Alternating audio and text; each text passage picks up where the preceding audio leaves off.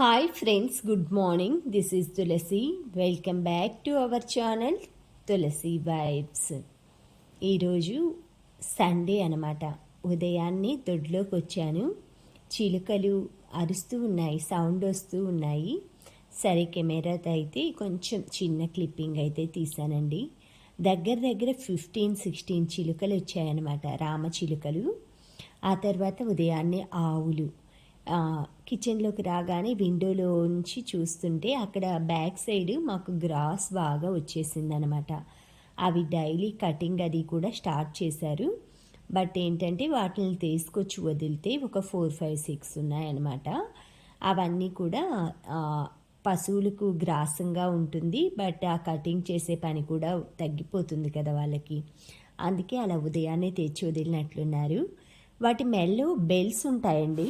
ఆ సౌండ్కి ఏంటంటే మనం ఏదైనా ఇంట్లో వేరే వర్క్ చేసుకుంటున్నా కూడా ఆ సౌండ్ వస్తూ ఉంటుంది. కాబట్టి దాన్ని బట్టి మనం కొంచెం ఆ ఆవులు వచ్చాయి అనేది తెలుస్తుందన్నమాట.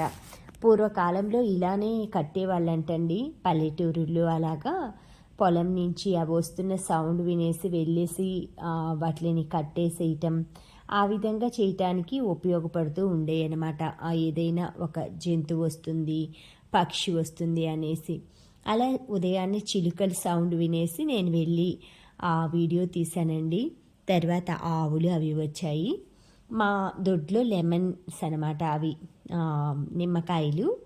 తర్వాత వచ్చేసి నేను ఈరోజు దమ్ బిర్యానీ చేద్దామని ఫస్ట్ మార్నింగే చికెన్ తీసుకొస్తాం కదా, అందులో పెద్ద పీసెస్ డివైడ్ చేసేసి ఒక దాంట్లో అయితే మ్యాగ్నేట్ చేస్తున్నాను బౌల్లో. ఇందులో పెరుగు, ఉప్పు, కారం, అల్లం వెల్లుల్లి, గరం మసాలా, తర్వాత కొంచెం ఆయిల్ వేసేసి ముక్కలన్నిటికీ అలా పట్టే విధంగా పెట్టేసి ఒక 1 అవర్ రెస్ట్ ఇస్తానండి. మార్నింగే నేను ఈ పని అయితే చేస్తాను సండే రోజు మాత్రం.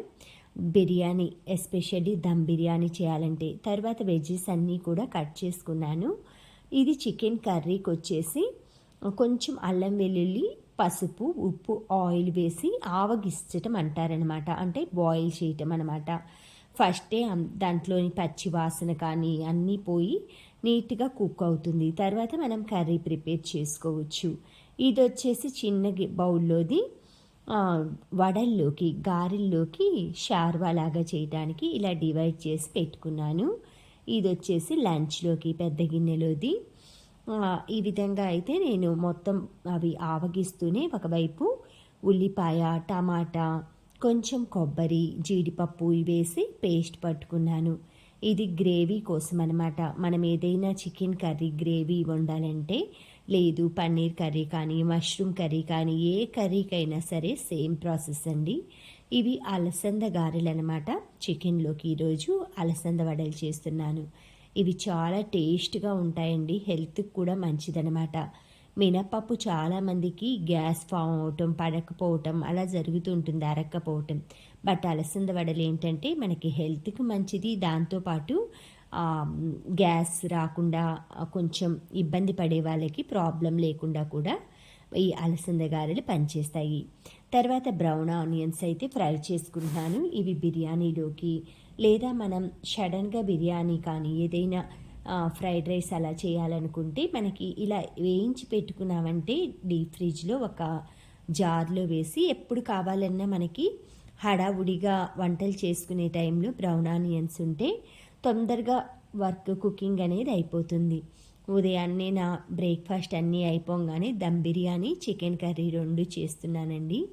దమ్ బిర్యానీకి వచ్చి ఫస్ట్ మనం కొంచెం గీలో ఈ మ్యాగ్నేట్ చేసిన చికెన్ ముక్కల్ని వేసి, తర్వాత ఒక 75% కుక్ అయిన రైస్ని, ఈ రైస్ కూడా మనం వాటర్ బాయిల్ అయ్యేప్పుడు కొంచెం సాల్ట్, హోల్ గరం మసాలా, బిర్యానీ ఆకు, బిర్యానీ పువ్వులు, మరాఠీ మొగ్గ, ఇలాంటివన్నీ మనం షాజీరా ఇవన్నీ వేసేసి 75% రైస్ని బాయిల్ అయిన తర్వాత వాటర్ కుక్ చేసుకొని, తర్వాత ఇలా ఏదైనా ఒక గరిటెతోటి, జాలీతోటి చక్కగా స్ప్రెడ్ చేసుకోవాలి. మనం బాయిల్ అయిన రైస్ అంతటినీ కూడా ఇలా మ్యాగ్నేట్ చేసిన చికెన్ పైన స్ప్రెడ్ చేసేసి, పైన కొత్తిమీర, బ్రౌన్ ఆనియన్స్, కొంచెం గీ, పుదీనా ఇవన్నీ కూడా వేసి మనం గాలి పోకుండా ఒక లిడ్ మూతను పెట్టేసేసుకోవాలి.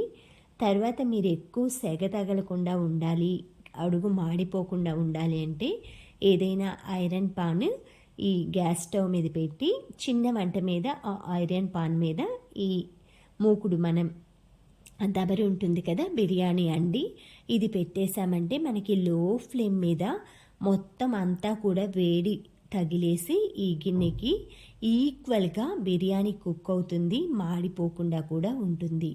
తర్వాత ఇలా మొత్తం అన్నీ స్ప్రెడ్ చేసేసుకొని మూత పెట్టేసేసుకోవాలి. మీకు ఇంట్రెస్ట్ ఉంటే నిమ్మకాయ జ్యూస్ అది పిండుకోవచ్చు. మేము తినేటప్పుడు నిమ్మకాయ జ్యూసు, రా ఆనియన్స్ ఇవన్నీ సర్వ్ చేస్తానండి. ఈ విధంగా మొత్తం కుక్ అయిపోయిందనమాట. లోపలంతా మనం కొంచెం ఒక 15 మినిట్స్ కుక్ అయిన తర్వాత ఏదైనా ఒక గరిట పెట్టి చూసామంటే అడుగున మనకి తేమ లేకుండా ఉందనుకోండి, అవి కుక్ అయిపోయినమాట పర్ఫెక్ట్గా. తర్వాత దీన్ని మనం సర్వ్ చేసుకోవటమే. చక్కగా మనకి పైన వచ్చేసి రైస్ ఫ్లేవరు అంటే వైట్ కలర్గా, అడుగున వచ్చేసి కర్రీ. మనం కుంకుమ పువ్వు వాటర్ కూడా వేస్తారండి చాలామంది కలర్ కోసం. నేనైతే వేయలేదు. నాకు ఈ కర్రీలోటి కర్రీ వచ్చేసింది కదా, అది ఈ రైస్ మొత్తం కూడా సమానంగా అనిపించింది అనమాట. ఈ విధంగా సర్వ్ చేసేసుకొని కర్డ్ చట్నీతోటి కానీ కర్రీతోటి కానీ ఎంజాయ్ చేయొచ్చు. ఈ విధంగా సండే అయితే నేను సెలబ్రేట్ చేసుకున్నాను.